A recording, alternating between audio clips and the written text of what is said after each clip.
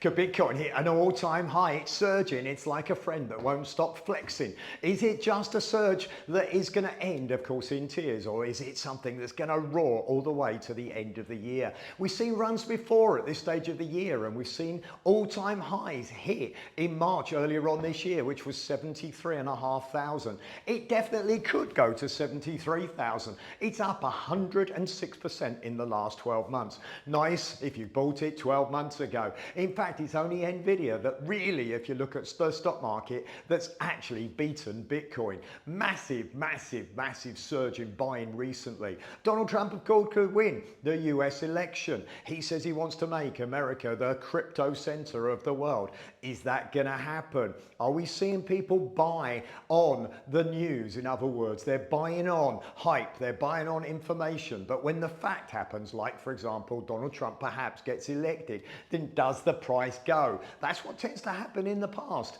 In other words, people buy on the rumor and they sell when it's a fact. We'll see what happens. Reality is, for me at least, is that some stage Bitcoin will hit an all-time high. Whether it's before the end of this year or whether it's next year, at some point it's going higher. Microsoft board are going to consider in December whether they should buy Bitcoin. They've got billions in assets they could just put simply into Bitcoin. Could be useful for perhaps a tech company. The board, however, many members are against it, says Bitcoin's too volatile. But with the price going higher, perhaps they'll reconsider before December and that board meeting. So we got the US election. We've obviously got various issues around the world. We've got the dollar potentially falling because interest rates are going down.